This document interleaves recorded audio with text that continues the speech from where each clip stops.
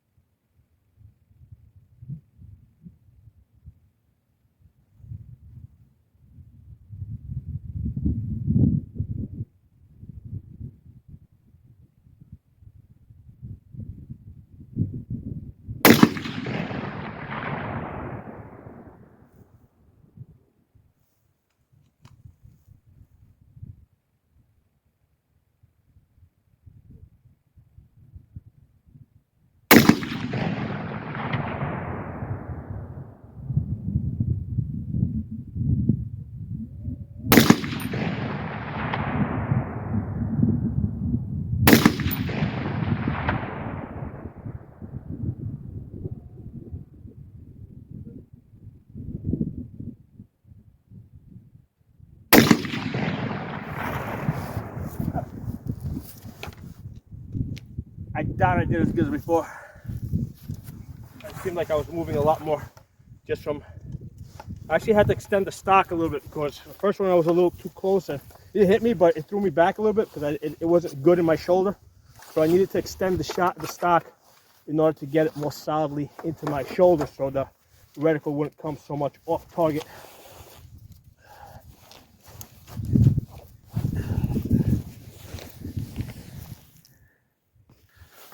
Okay.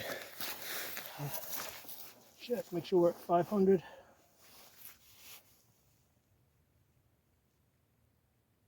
Yeah, 505, actually 510. So move up a little bit.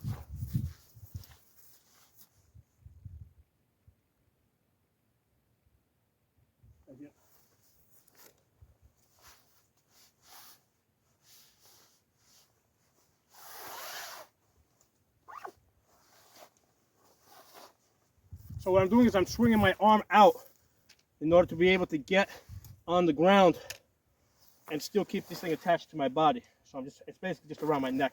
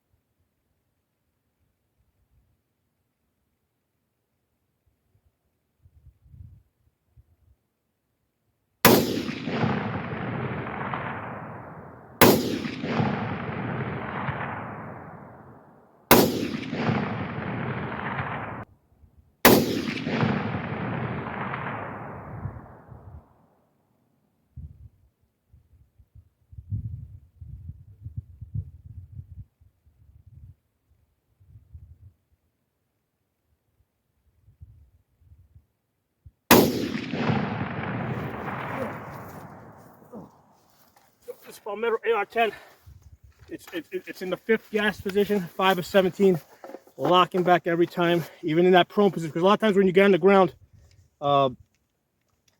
just the way the gun pushes up against your body can change.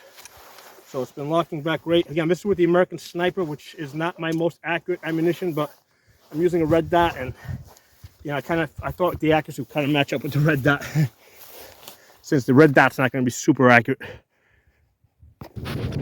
So I'm going to give you guys a quick look at the two guns we were using at the 500. Well, just now at 400 and 500. This is the Palmetto PA-10 Gen 3. So that's the AR-10 we were using.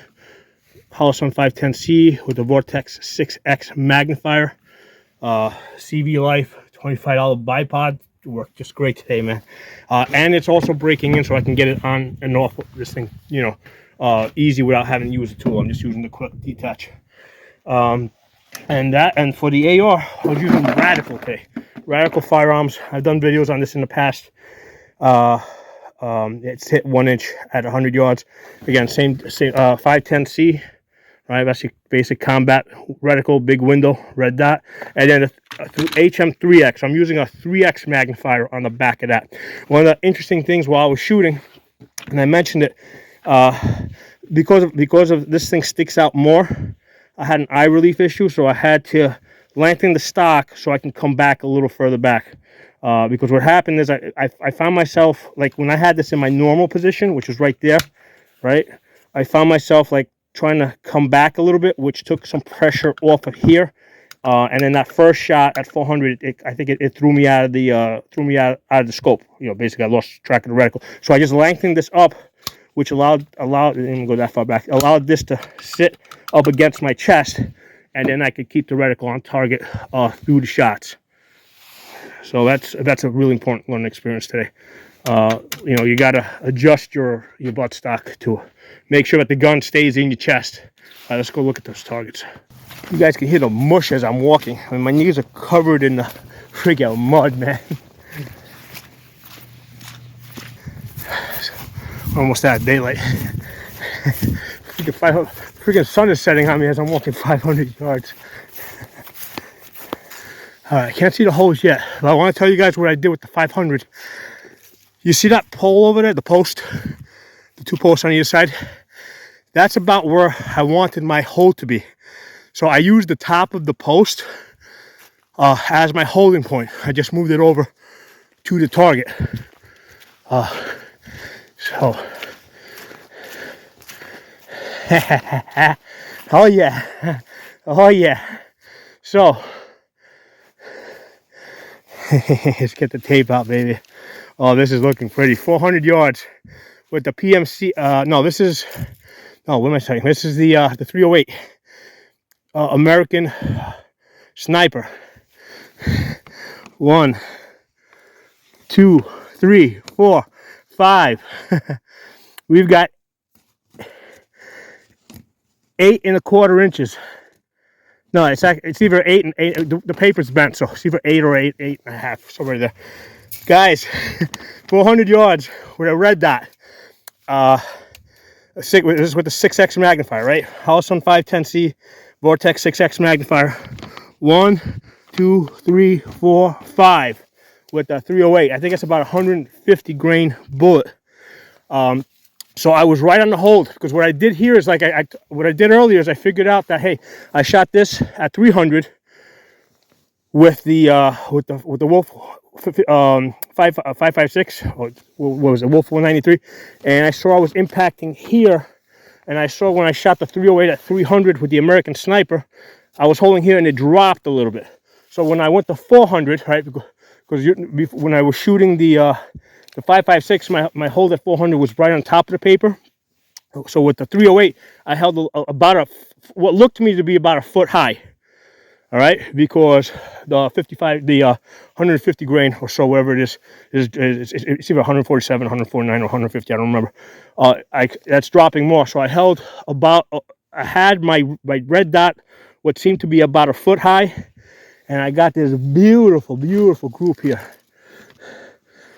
8 and it's probably, I gotta put this on the table. It's like 8 or 8 1/2, somewhere like that. Nah, 500. Oh man, 500 yards, baby. Here we go. 1, 2, 3, 4, 5. 5 hits on target at 500 yards.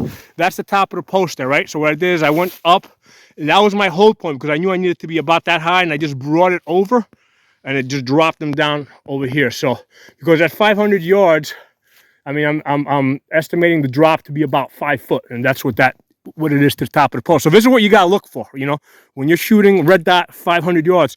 Look for a hold point that you can use, and use that, you know, to hold the gun steady. Look at that, man. Look at that. I got total group 18 inches with all 5 shots. The 4 shots by themselves are are we 10 inches? 10 inches. We got 4 shots at 10 inches at 500 yards with this American Sniper cheap ass ammo that hits like 2.5 MOA. So it basically held that accuracy more or less out to 500 yards. So obviously my hold was a little bit to the right over here. So red dot, trying to hold, try to figure out where the top of the post is and try to center that over the paper here. I mean, yeah, to get this hit, guys, I'm ecstatic. This is one hell of a way to end this day, man. And that's where we were. We were like all the way back over there. I am absolutely loving this battle rifle, man. Fucking Palmetto, man. They sure know how to make a gun. Also credit to Holosun and Vortex for the freaking optics. And that that magazine. Hey, I mean, that played a role too, man. That Lancer clear mag 20 round. And the CV Life bipod. And the Brash Tactical Sling, man. Let's give credit to whoever credit's due here today, baby. And I suppose I played my role too, right? There it is, baby. I'm not putting holes here. We're gonna look at this tomorrow in the daytime. We're gonna do a summary video on this